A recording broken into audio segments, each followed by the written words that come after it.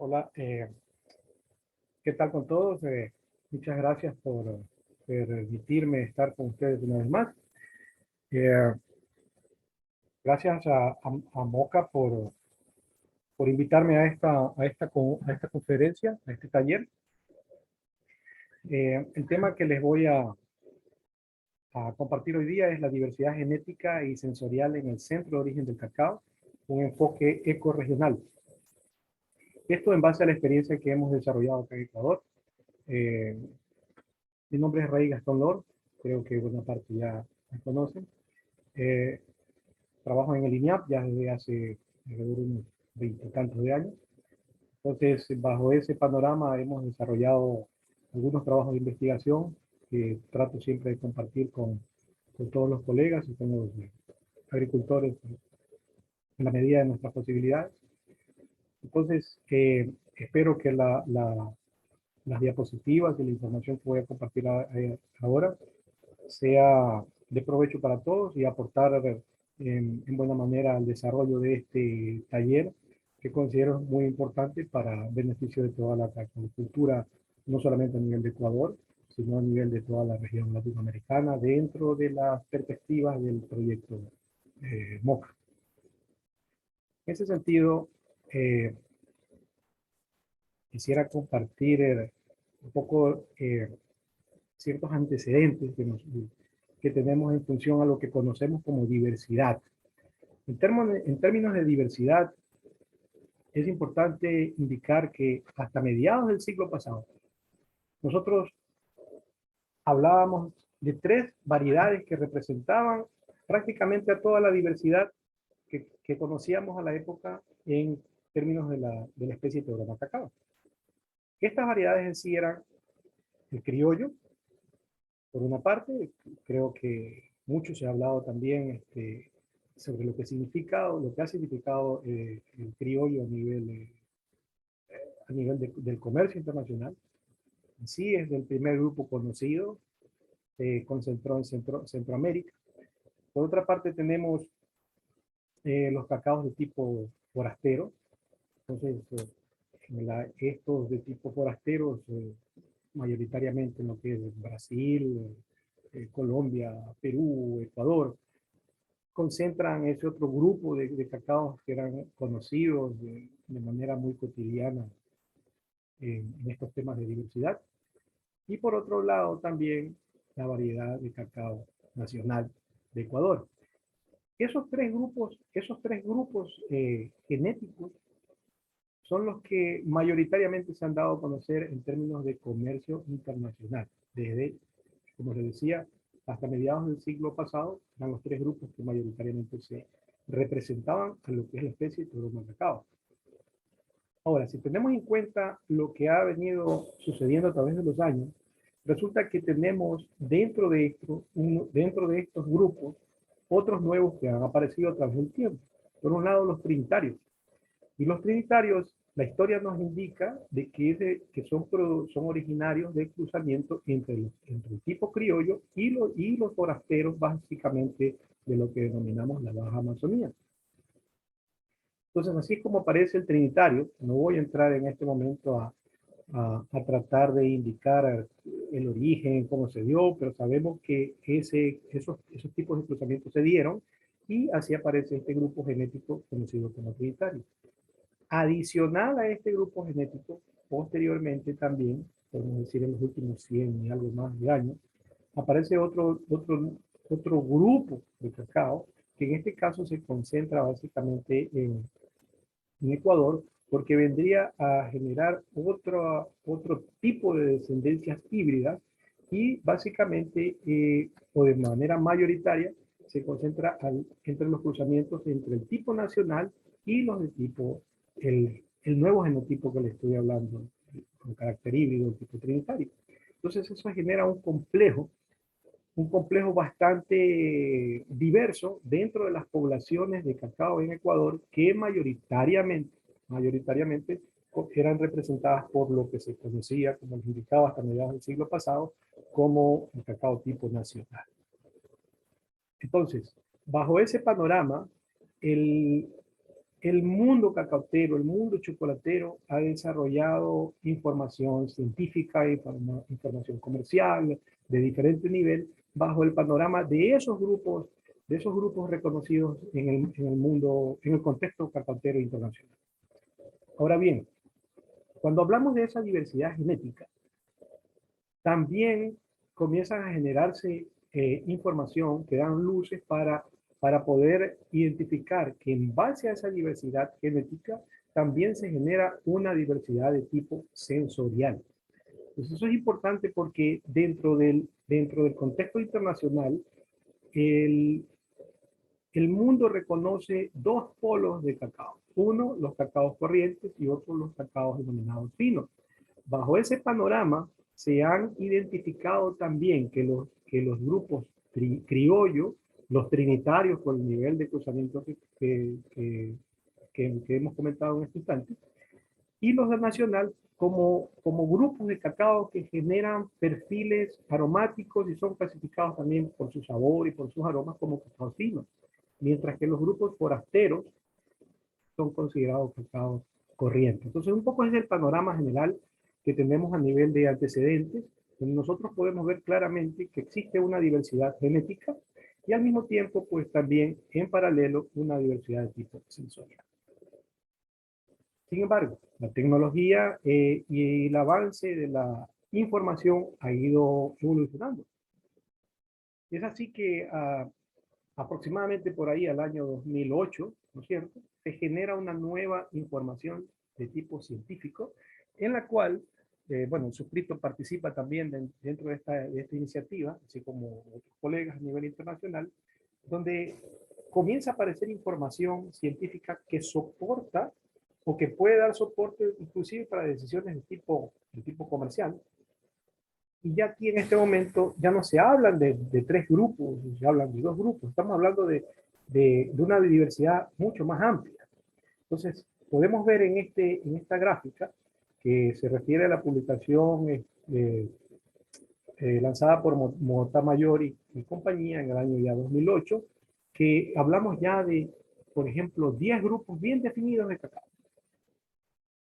Ahí vemos que hay una representación bastante interesante. Bajo ese panorama de esos 10 grupos genéticos, nosotros hemos tratado también ir en línea, en paralelo, como INAP en Ecuador, de tratar de desarrollar información no solo de tipo genético, sino también, perdón, información de tipo sensorial que nos permita identificar un poco las particularidades de los diferentes materiales que en este momento nosotros sabemos que corresponden a materiales genéticamente distintos.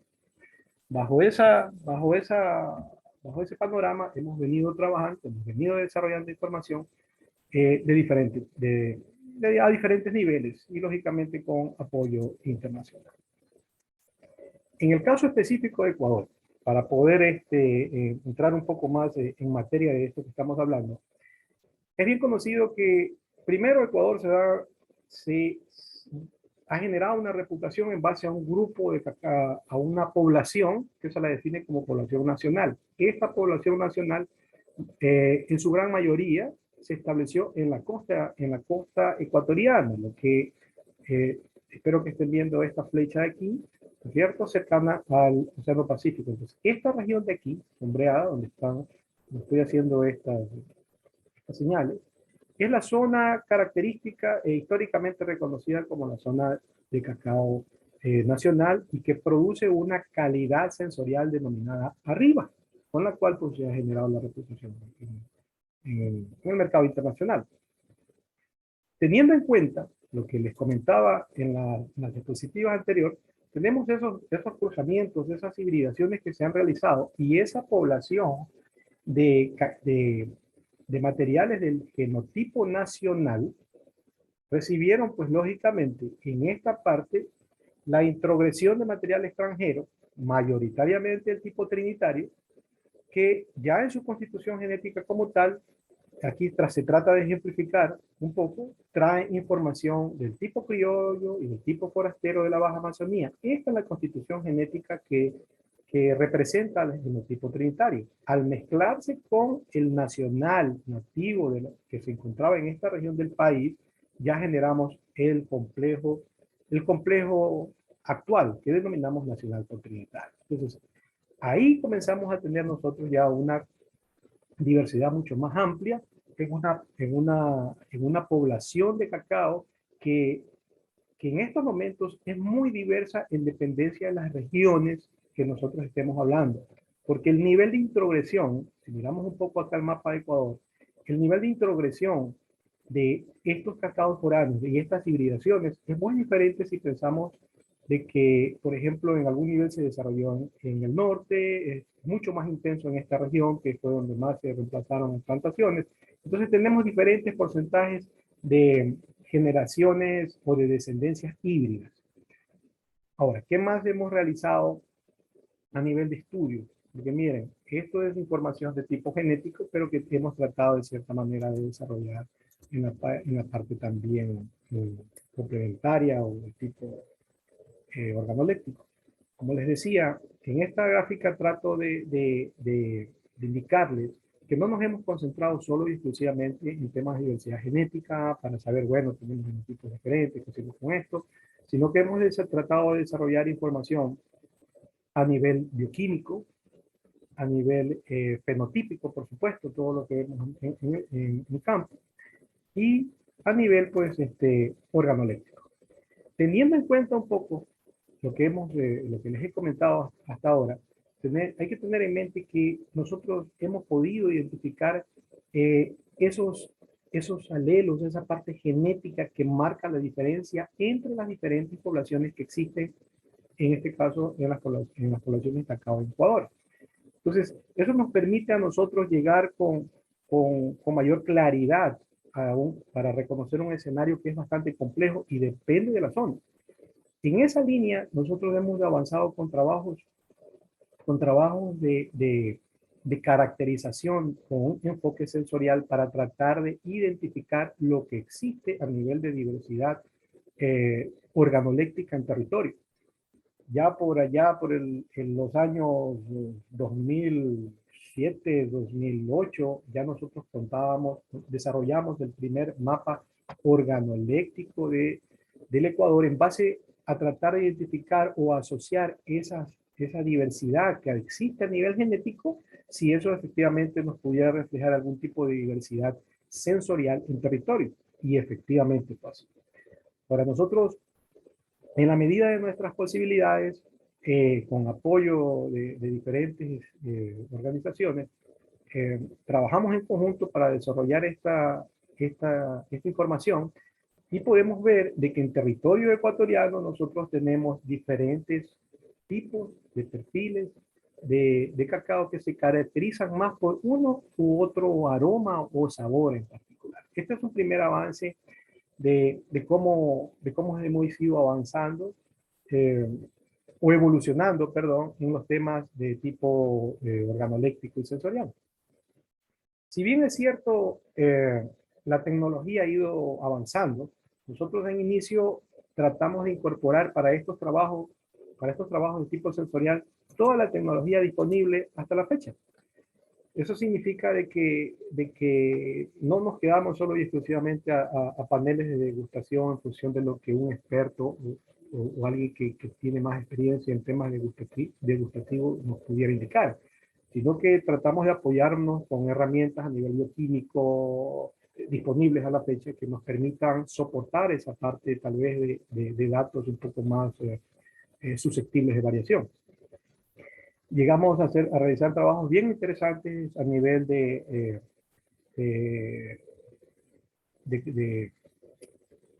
de componentes volátiles, no volátiles. Tenemos datos bastante interesantes en esa línea.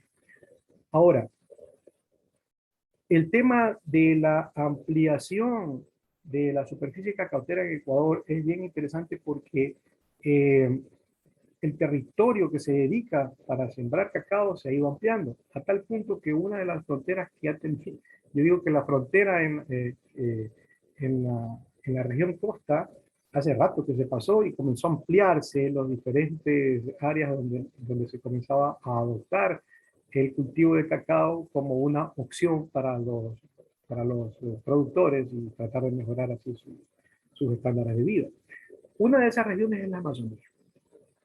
Si bien es cierto, algo que en este momento yo considero que tal vez no fue lo más acertado, es que cuando se comenzó a abrir esa frontera agrícola en la cacautera, en la Amazonía, la mayoría de los pioneros, entre comillas, que pensaron o idearon desarrollar plantaciones de cacao en la Amazonía, llevaron cacao de la costa, en este caso de las provincias que están acá, de donde se daba el cacao nacional, para venir y plantarlo en la Amazonía. Yo creo eh, al día de hoy que no necesariamente fue lo más correcto, teniendo en cuenta lo que ahora conocemos de acerca de la diversidad y que Ecuador es parte de esa diversidad genética, de esa diversidad eh, eh, que, que le hace muy atractivo a la especie de Teorema cacao.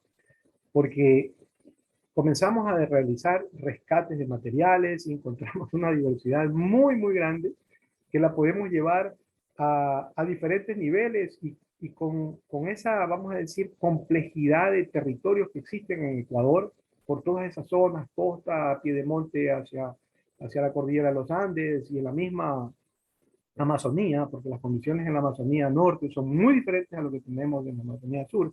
Entonces, comenzó a desarrollarse una idea en referencia al potencial desarrollo de nichos de extracción. Pero con ese panorama nosotros hemos realizado algunos esfuerzos para tratar de rescatar esa diversidad genética que existe en el territorio. Y yo creo que al día de hoy ha sido una decisión acertada. Esa diversidad genética, por supuesto que hemos tratado de rescatarla, pero adicionalmente tratando de ver si esa diversidad que vamos rescatando en territorio se acerca o en algo va en línea con esa diversidad genética que, como les indicaba hace un rato, se presentó ya en el 2008 como parte de un esfuerzo internacional que se desarrolló con la publicación que hizo Montemayor y colaboradores. Y un resultado bien interesante es que la diversidad genética que nosotros hemos podido rescatar en territorio ecuatoriano está bastante ajustada a esos 10 grupos genéticos que se presentan en la publicación de Montemayor. Entonces, esa gráfica que les estoy mostrando en este momento da señales de esa diversidad que en territorio ecuatoriano, en la Amazonía ecuatoriana, nosotros hemos podido identificar y se van agrupando materiales que en función de los lugares de donde son, se acoplan a uno u otro grupo de los cacaos que fueron publicados por, en este caso, de Montemayor. Eso es el punto de vista genético, pero tenemos que ir viendo si esa diversidad genética también va en línea a diversidad sensorial, que eso es lo que estamos también trabajando fuertemente, como les indicaba. Ahora, teniendo en cuenta esa diversidad, que como les digo, esta gráfica que les muestro en este momento, trata de decir, miren, la diversidad que tenemos en el territorio ecuatoriano se ajusta un poco a esos grupos que les he estado comentando en referencia a la publicación de Montemayor. Y aquí está. Entonces, un poco esto es para decirle, bueno, tenemos una diversidad en la Amazonía ecuatoriana, que es un sitio pequeño considerando toda esa gran región amazónica sudamericana, que en este momento nos está diciendo de que tenemos inclusive información genética nueva que puede ayudarnos a ampliar inclusive la información en referencia a la real amplitud de la diversidad genética de la especie de Teorema cacao. Ahora, ¿qué significa eso efectivamente a nivel de impacto a los productores? Significa que tenemos la posibilidad de desarrollar nichos de mercado y estamos empeñados nosotros en tratar de identificar esas particularidades organoléctricas que puede tener cada uno de esos grupos genéticos de los cuales les he comentado. Y creo que vamos por buen camino, porque los grupos genéticos que nosotros estamos identificando en este momento se acoplan perfectamente y en algunos casos nos están diciendo, mire, nuestros perfiles son diferenciados. Las gráficas que ustedes ven aquí a un costado dan fe de lo que les estoy indicando. Entonces, tenemos grupos genéticos, en dependencia de las regiones geográficas donde fueron colectados, que nos están entregando perfiles totalmente contrastantes, perfiles organoléctricos me refiero. Entonces es un potencial que puede ser utilizado para desarrollar, vuelvo y repito, nichos de producción y de cacao fino, porque tratamos de hacer un énfasis en ese espacio competitivo que realmente es una fortaleza en este caso para Latinoamérica. Esta gráfica lo que intenta indicar es que los trabajos que estamos haciendo, de la diversidad que vamos colectando, estamos haciendo trabajos de cosecha a diferentes niveles y nos están arrojando resultados bien interesantes como los que les presento aquí. Se diferencian grupos, primero por la parte genética que ya le conocemos y ahora por la parte sensorial. Hemos entrado con fuerza a todos estos temas de componentes volátiles, no volátiles, y estamos viendo inclusive que las técnicas que nosotros realicemos a nivel de post cosecha nos influye o tal vez bueno, influyen en el desarrollo de estos componentes volátiles y no volátiles, pero estamos detectando los momentos en los cuales comienzan a expresarse esos compuestos aromáticos especialmente. Entonces, las gráficas que les estoy indicando aquí en este momento es para mostrar esa diversidad que a nivel de perfiles aromáticos y de compuestos tenemos en territorio. Y bueno, seguimos en la lucha y en la parte de investigación tratando de encontrar el link, la relación directa que existe entre estos componentes o compuestos volátiles, no volátiles, también con la parte genética. Entonces, como mensaje final, yo les quiero solamente compartir de que esos análisis organolépticos o sensoriales con los cuales nosotros estamos trabajando, tratamos de que tengan una base científica lo más robusta posible. Y en este momento estamos empeñados en generar ese tipo de información. Al día de hoy, con la evolución de todas estas tecnologías, hay grupos que están trabajando en una técnica que se llama eh, de olfatometría. Entonces tratamos de incorporar dentro de nuestros programas de mejoramiento este tipo de metodología científica para que no quedarnos solamente con lo que un paladar o en particular pueda identificar, sino que esté apoyado con información de tipo, vamos a decir, técnico y que no esté sujeto a algún error humano, por ejemplo, ¿no? Pero es parte de lo que estamos haciendo, teniendo en cuenta que eso lo tratamos de aplicar a materiales, en materiales que tengan altos niveles de producción. Entonces, nuestro enfoque va diversidad genética, diversidad sensorial y pensando siempre en tener altos niveles de producción en nuestras plantaciones. Un poco ese el mensaje en relación a lo que estamos realizando acá en Ecuador, pero eso no lo estamos realizando nosotros solos. Sería mentiroso de mi parte decir que eso es así. Hay un grupo de gente de diferentes niveles y yo traigo aquí, creo que esta gráfica la he mostrado en alguna parte, solamente para mostrar ese conjunto multidisciplinario de gente de diferentes niveles, diferentes especialidades, diferentes regiones del mundo, con los cuales trabajamos cooperativamente. Y debo, pues, lógicamente, mencionar, por ejemplo, el Departamento de Agricultura de Estados Unidos, el CIRAD de Francia, compañías chocolateras como Guitar, Valrhona, universidades de diferentes partes del mundo, institutos de investigación, entonces con los cuales se realiza todo este complejo de accionar enfocados al desarrollo de información que vaya destinada a estos temas de diversidad sensorial, tratando de buscar siempre elevar la producción y mejorar los estándares de vida de los productores. Les dejo mi contacto, están ahí, yo estoy a las órdenes siempre. Y bueno, muchas gracias por la atención prestada en estos minutos. Espero no haberles aburrido demasiado, ¿no? Así que muchas gracias por la atención prestada.